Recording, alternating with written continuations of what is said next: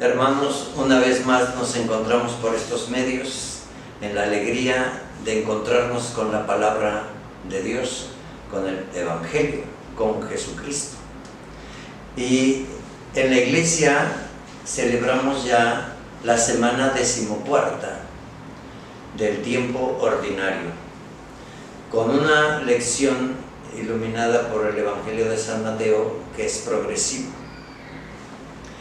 Y al mismo tiempo iluminada por las dos primeras lecturas y su salmo responsorial. Veníamos hablando de todas las instrucciones que Jesús le dio a sus apóstoles para la gran misión. Pero hoy encontramos que el Señor no solamente hablará a sus discípulos, sino que en primer lugar hablará a su Padre, a Dios Padre. Y le hablará incluso con un mensaje para toda la humanidad,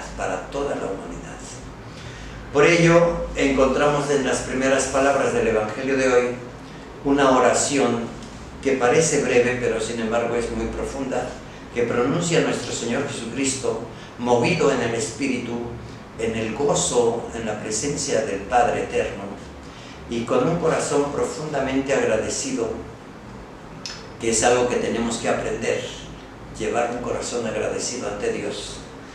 Le dice: te doy gracias, Padre, Señor del cielo y de la tierra, porque has escondido estas cosas a los sabios y entendidos y las has revelado a la gente sencilla. Gracias, Padre, porque así te ha parecido bien. Esta oración, queridos hermanos, ante todo manifiesta pues esa relación que hay entre nuestro Señor Jesucristo y Dios Padre. Hay una íntima relación y todo lo que hace nuestro Señor Jesucristo es realizar las obras del Padre, como Él mismo lo declara, y viene a decirnos lo que le ha oído al Padre y que nosotros debemos de saber. ¿Cuál es su acción de gracias? El contenido de esta acción de gracias, ante todo, es hacer referencia a un sentimiento filial. Te doy gracias, Padre.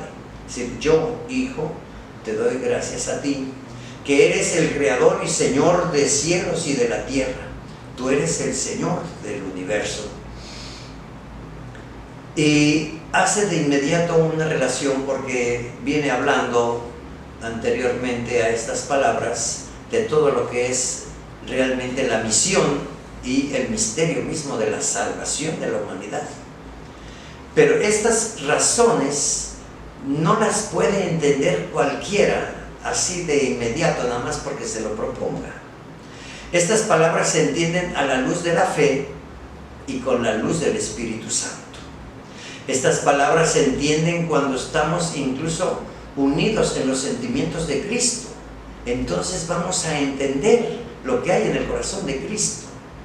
Tenemos que profundizarnos en su corazón para tener los sentimientos de Cristo y los propósitos de Cristo. Eso solamente en la fe, queridos hermanos. ¿Cuánto tenemos que decirle de inicio? Padre, aumentanos en la fe, aumentanos la fe, con esa oración sencilla que el Señor enseñó a sus apóstoles. Creemos en ti, Señor, pero aumenta en nosotros la fe, le decimos incluso en toda la iglesia. ¿Por qué? Porque el Señor va a hacer una distinción entre los sabios y entendidos del mundo, es decir, la ciencia mundana, la ciencia humana, y lo que es la ciencia y la sabiduría que viene de Dios y del Espíritu. No es lo mismo, queridos hermanos. Uno es una gracia directamente de Dios a la criatura que cree, y lo otro pues pueden ser nuestros criterios meramente humanos, temporales, y a veces incluso hasta interesados, buscando siempre nuestras comodidades, nuestra mejor postura en el mundo, ¿verdad? Nuestros prestigios, etc. Bueno, pero el que piensa solamente en formas humanas le va a dar más trabajo entender las cosas divinas, porque las cosas divinas han implicado, como lo decíamos en la reflexión anterior, toma tu cruz. Y es lo que entra mucha gente en un conflicto. Yo no quiero cruz, yo quiero una vida bonita, cómoda, feliz, ¿no? Al modo humano. Por eso el misterio de la cruz no lo podemos separar para poder entender estas palabras. Estas palabras las entiende quien se adecúa al corazón de Cristo. Y el Espíritu Santo nos hará entender entonces las cosas. El Señor dice: gracias, Padre, porque iluminas a la gente sencilla, porque iluminas, ¿verdad?, a la gente pequeña del mundo, ¿verdad?, a la gente sencilla. Es decir, aquellos que no tienen presunción, vanidades, soberbias. Hay que quitar todo eso para no andar de presumidos. ¿Cuánta gente incluso menciona las palabras de Cristo y del Evangelio, pero con presunción, hasta con ironía, e incluso para herir a otros, ¿no? Usamos palabras del Evangelio a modo, como si fueran dichos callejeros. Y eso es otra tentación. No, la palabra de Dios hay que ponerla en su justo medio y hay que entenderla y aplicarla con los mismos sentimientos de Cristo. Te doy gracias, Padre, porque estas cosas solamente las entiende la gente sencilla. Así te ha parecido bien. Nosotros diríamos, porque así te dio tu real gana. Así es la voluntad de Dios. Elegir siempre al pequeño, al sencillo, al que no viene con vanidades ni con presunciones, ni en una actitud petulante. Estas cosas, pues, hay que saberlas pedir. Y te doy gracias, Padre, así te ha parecido bien. Esa es tu voluntad. Nuestro Señor Jesucristo también está en perfecta armonía con la voluntad del Padre. No protesta, ¿verdad? Tal vez nuestros criterios escogeríamos otro tipo de gente.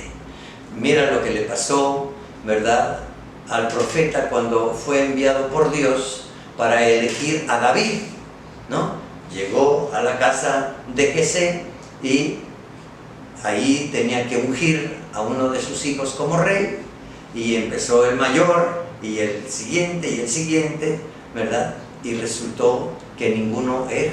Y todo el mundo, ahí incluso el comentario decía, era de buena estatura, de buena presencia, era vivo, inteligente, ¿no?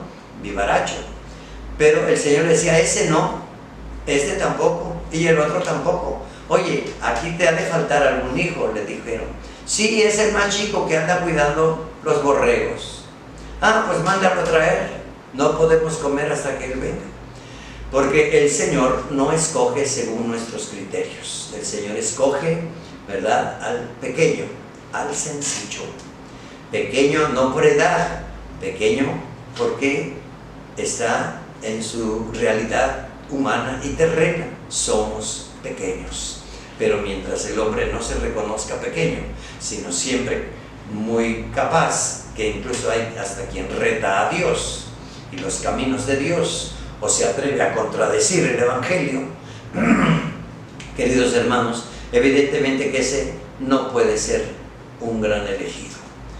El Señor se alegra, pues, porque el Padre, en su divina voluntad, elige a los pequeños y a los sencillos. Sentimientos de gratitud. El Señor declara, el Señor puso todas las cosas en mis manos. Mira, ese es otro punto importante.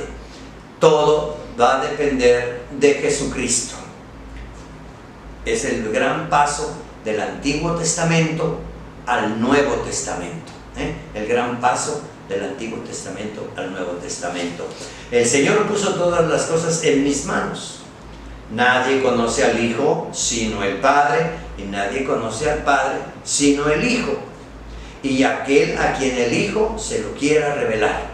Esto es muy importante, hermanos, porque si algo tenemos que encauzar nuestra vida es al conocimiento de Dios. Por no conocer a Dios lo amamos poco. Lo buscamos tal vez para que nos socorra, nos bendiga, para que nos vaya bien, para que manifieste su providencia, que provea lo necesario, temporal, pero no lo conocemos realmente en su amor, en su misericordia, en su bondad. Y ello, queridos hermanos, ya nos dirá el profeta Zacarías en la primera lectura algo grandioso: cómo llegará Jesucristo hasta nosotros. Y dice: el Señor viene, ¿verdad?, humilde y montado en un burrito, viene con su justicia y proclamando su victoria.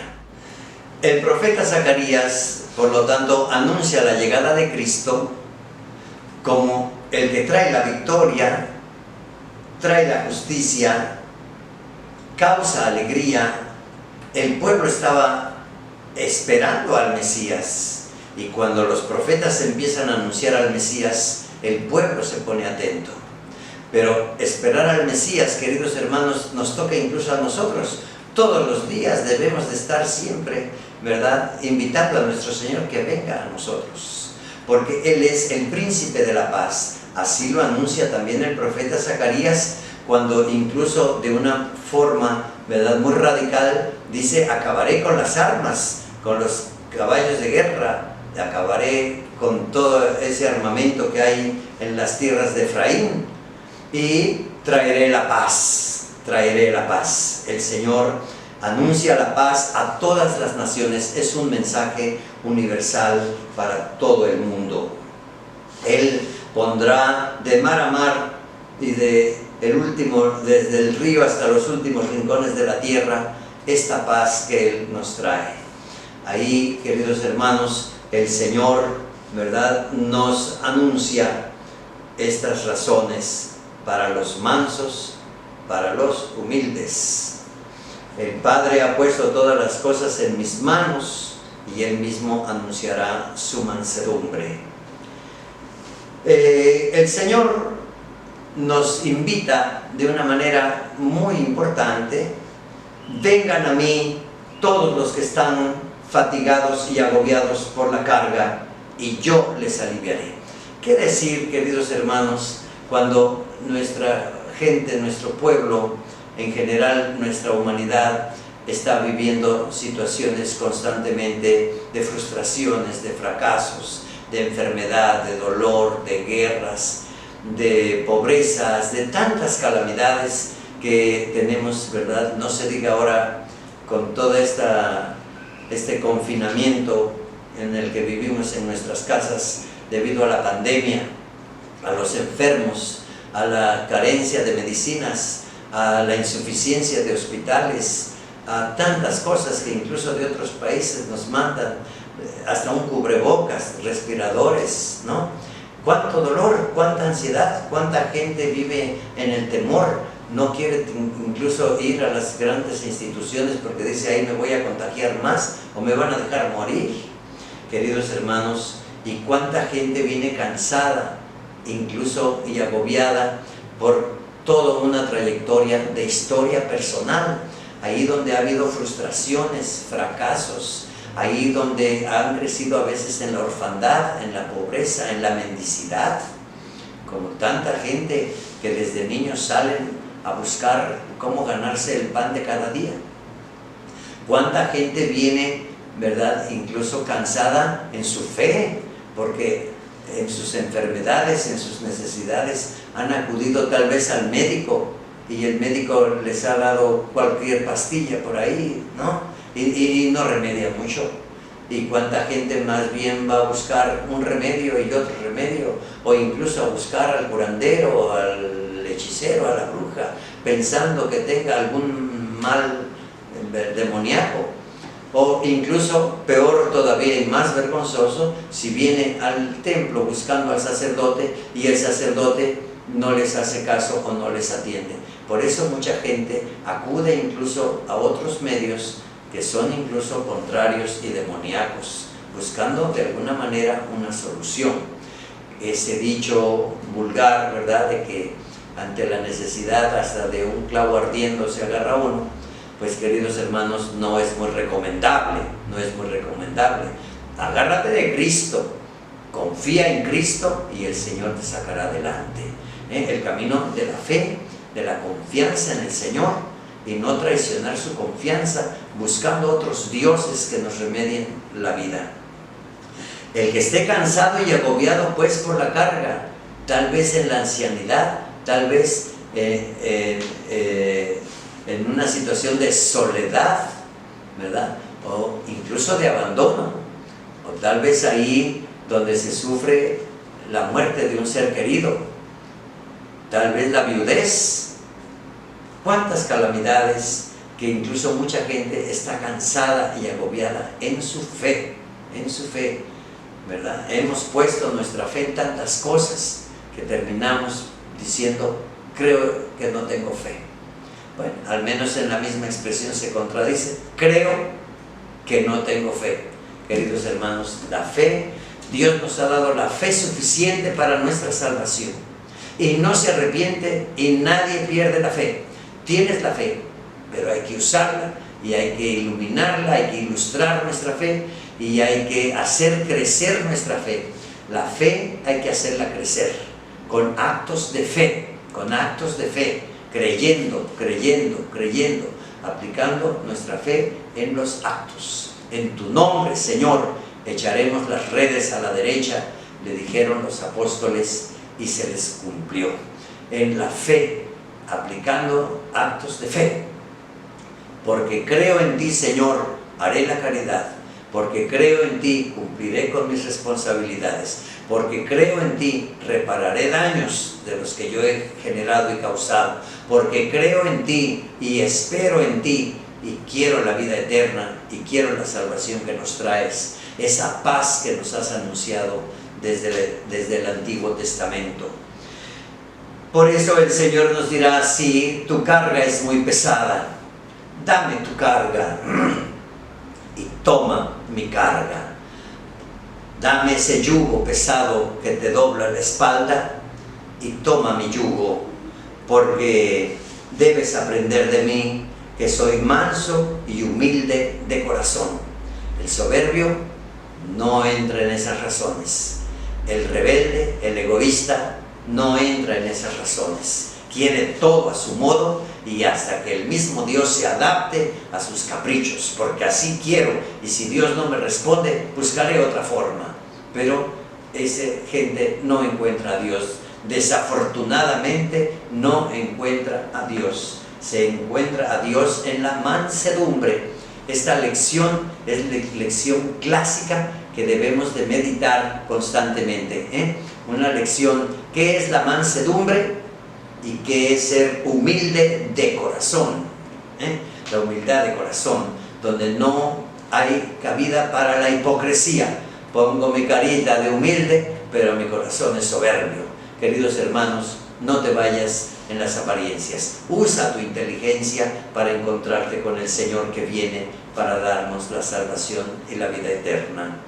Ahí encontrarás en el Señor descanso. Dame tu carga, dame ese yugo pesado y toma mi yugo. Es como un cambio. Interésate con los intereses de Cristo. Interésate por la salvación de los demás. Interésate por la extensión del reino de Dios. Interésate porque nadie se pierda. Interésate por los más necesitados de la gracia divina, como puede ser el más terrible de los pecadores en la tierra. Interésate por el prójimo para que juntos encontremos la salvación. Así se encontrará el descanso en el alma, así se encontrará la paz que hemos perdido, porque el yugo del Señor es suave y su carga es ligera. Queridos hermanos, en esta misión ya nos dirá San Pablo en su carta a los Romanos, una carta que vamos a escuchar durante varias semanas, ¿verdad?, del tiempo ordinario, y nos invitará a meditar en lo que es la vida en el Espíritu Santo de Dios, ¿verdad?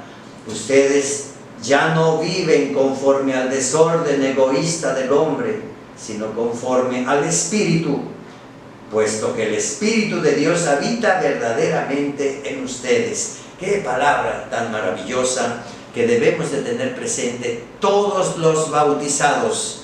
Ya no vivas conforme al pecado, vive conforme al Espíritu Santo de Dios, y el Padre habitará en ti y Cristo estará en ti, el Espíritu Santo estará en ti. Son razones de el Dios que es uno y trino, una razón trinitaria para nuestra vida. Tú eres el templo de Dios y formas parte de la gran familia de Dios y estás en la comunión de los santos, es decir, de los bautizados.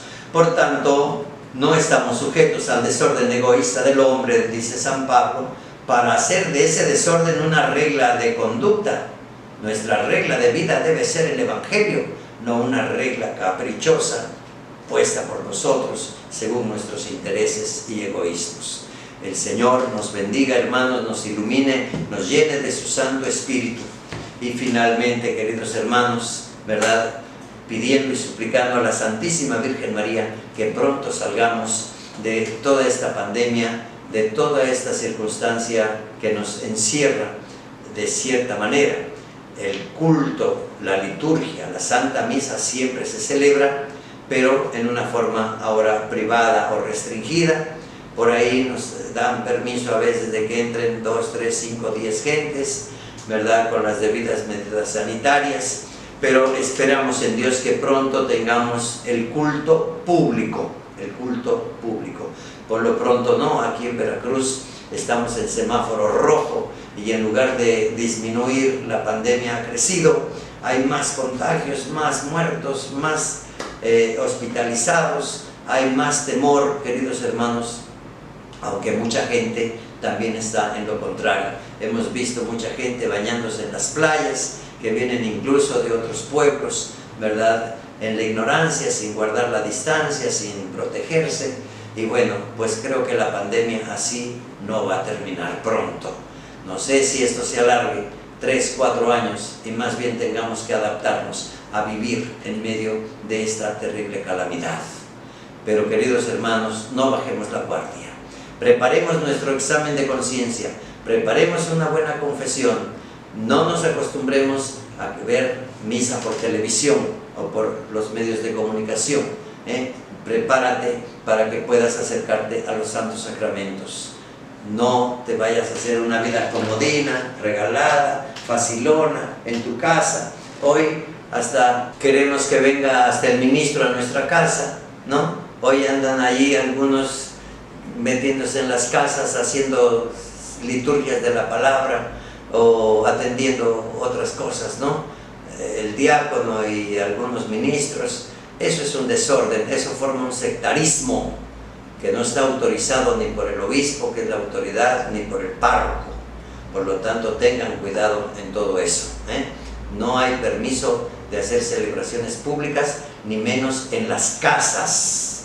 En las casas recen el rosario, vean la Santa Misa por los medios de comunicación y pidamos que pronto podamos tener el culto público. Queridos hermanos, pues el Señor les bendiga en abundancia y juntos, unidos en el mismo espíritu y en la oración y acompañados por la Virgen María, el Señor nos bendiga en el nombre del Padre, del Hijo y del Espíritu Santo.